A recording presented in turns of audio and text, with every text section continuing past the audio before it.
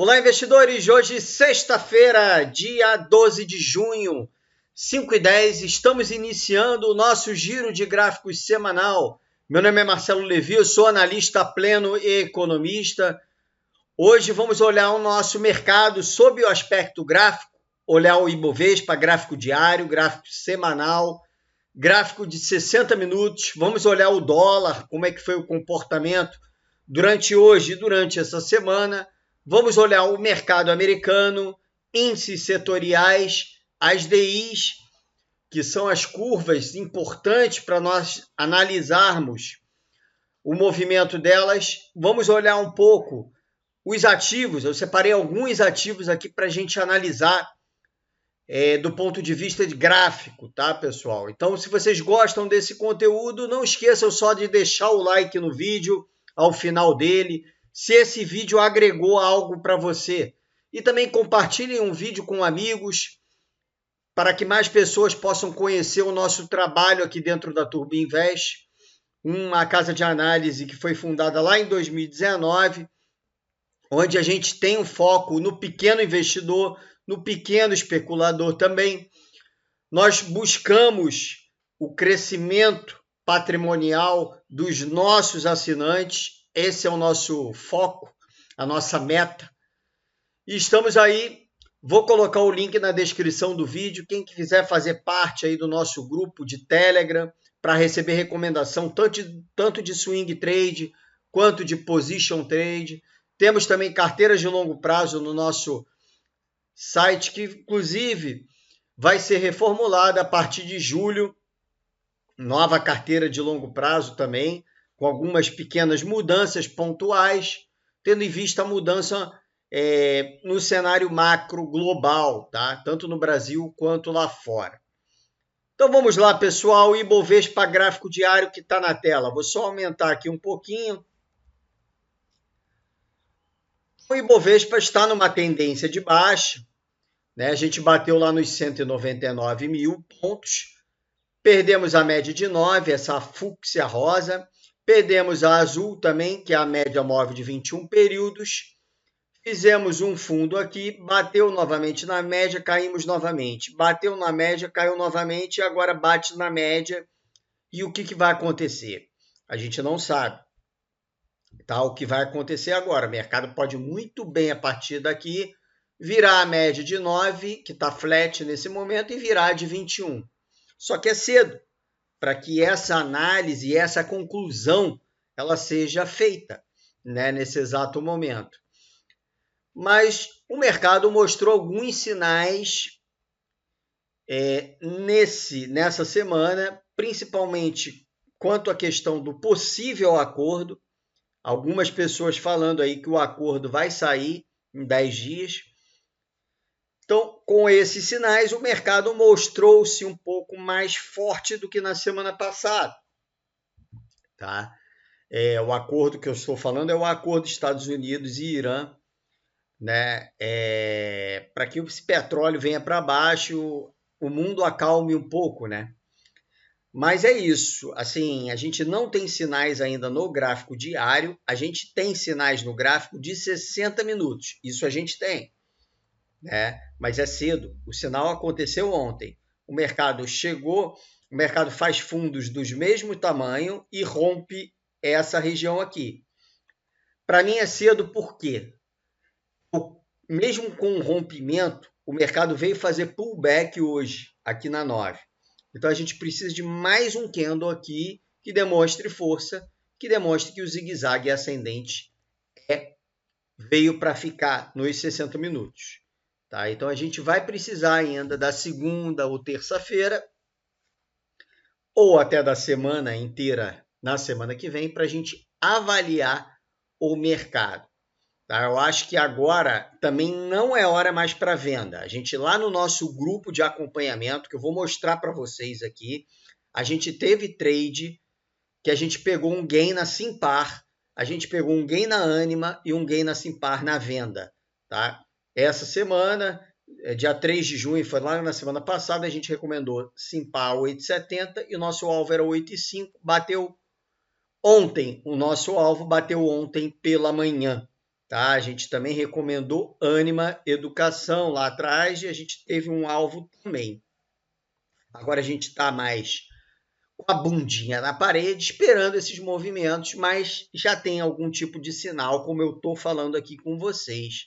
O semanal, ele não perde a mínima da semana passada, o que é um sinal. Ah, Marcelo, mas isso já ocorreu aqui. Já ocorreu. Mas é o primeiro candle verde em 9 semanas. Primeira semana que tem um candle verde em 9 semanas. A 9 está para baixo? Sim, está para baixo. A 21 está para baixo? Sim, também está para baixo. Então, por isso que eu estou falando que é o momento de bundadinha na parede. Porque não é o momento de se expor a nada, em termos de trade. Tá? Talvez semana que vem já seja o momento da gente retomar tanto compras quanto vendas. Tá? Mas eu quero ver essas médias aqui virando novamente, tá? Para demonstrar a força do semanal, né? E a gente vai ter que olhar o diário também, como é que vai ser o comportamento, se vai ter algum zigue-zague, né? Ou se vai continuar caindo. Então, tudo isso ficou para as próximas semanas. É certo o seguinte, a gente está a 9 semanas de queda. É certo o seguinte, o maio já passou. É certo o seguinte, a guerra uma hora vai acabar. É possível que não acabe. Então, assim, ou vai se aprofundar ou vai acabar. Então, a gente pode ter alguns gatilhos de alta aí para o próximo final do mês de junho ou para julho. Vamos acompanhar atentamente isso, tá? Então, em 60 minutos eu já falei. E o dólar deu um sinal. O dólar nunca está forte, pessoal. Aqui ele fez um zigue-zague, mas, cara, todo o contexto, eu sempre falo isso com vocês, pessoal. Acompanhem essa, que essa é importante para vocês, tá? O diário, ele não manda em nada, tá? O que manda é o semanal. Por que eu ainda estou um pouco confiante no Ibovespa? Porque o semanal, apesar do fundo ter sido perdido, ele tem topos ascendentes, tá? Então, é uma tendência indefinida de semanal. O diário é tendência de baixa no Ibovespa. O dólar é justamente o contrário, porque no diário ele parecia que ia subir, não parecia? Mas, por isso que eu falo, precisa de um zigue-zague, um outro de zigue-zague aqui, para demonstrar a força do dólar. Porque o semanal, olha como é que é o semanal. Bateu na 21 e sentiu. Aqui bateu na 21 e sentiu. Em outros momentos já bateu na 21 e sentiu. Aqui bateu na 21 e sentiu. Então teve outros momentos ao longo do dólar que bateu na 21 e sentiu. Dentro dessa tendência de baixa. O semanal é que manda, pessoal. Tá bom? Então é isso que eu queria relatar para vocês. O dólar, para mim, preponderantemente, ainda é tendência de baixa. E o diário azedou um pouco durante esses últimos 2 pregões aí, ontem e hoje. A gente precisa olhar o fluxo de ontem para a gente ver se teve uma entrada de estrangeiro ou não. Isso vai sair na segunda-feira. É outro detalhe importante, que a gente vem com uma sequência de saída de estrangeiro absurda durante o mês de maio, mas ao longo do ano a gente está positivo em 31 bilhões ainda. É isso, pessoal. Acho que dei uma panorama legal para vocês, né? E o mercado americano, como eu sempre falo, caiu, comprou. Eu não acho ainda que vem para baixo, tá? Só vou acreditar mesmo se a gente tiver um zigue-zague aqui no diário para baixo. E o semanal ainda está forte. Olha o semanal do mercado americano. Como é que você vai dizer que isso aqui é para baixo? Como eu falei anteriormente, o semanal manda no diário. Para mim é o seguinte, o anual manda no mensal, o mensal manda no semanal e o semanal manda no diário. Eu sei que vocês são muito de gráficos de menor periodicidade, mas quem manda é o gráfico de maior periodicidade. Tá? Então alongue um pouco o horizonte de tempo de vocês aí, até mesmo para fazer trade, tá? tem que olhar outros gráficos de maior periodicidade. Vamos olhar então agora o índice setoriais IMAT, lateral. As médias não sabem se vão para cima ou para baixo. Lateral. Então, não há definição no IMAT. IMOB, tendência de baixa, repicou na média. A 9 conseguiu levemente uma virada. Falta 21 virar e passar a 200. Somente com a passagem da 200 que eu vou entender que vai retomar. Tá? Índice de consumo, que é um índice que está bem fraco. Né? Vamos ver como é que foi hoje. Também, repique na 21. Repique na 21. Não tem nada ainda. Tendência de baixa, repique na 21. E agora o índice financeiro, que veio caindo bem, né? E também repique na 21 e na 200. Descendente. Tá? A 200 ainda está ascendente, mas tem que passar ela aqui. Tá? Então, a gente tem majoritariamente, com o final dessa semana, os índices setoriais em tendência de baixa. Tá? A bolsa no diário ainda está em tendência de baixa, batendo nas médias. E no semanal é a primeira alta depois de 9 semanas. Tá? Ainda é cedo. É isso que eu quero falar para vocês. As DIs deu um sinal de, no mínimo, correção, como eu avisei lá no grupo ontem. O mercado caiu muito forte as DIs ontem, com o contexto de que a guerra ia acabar, com guerra que mal está tendo, né? É mais uma questão do estreito ali de Hormuz, teve algumas coisas, algumas questões essa semana também, mas assim, a gente sabe que quando for relativamente assinado o acordo, a gente sabe que essas DIs vêm para baixo, tá? Então, assim, elas estão muito estressadas por conta desse episódio. Eu só espero que, assim, a gente vai entrar num ano eleitoral, né?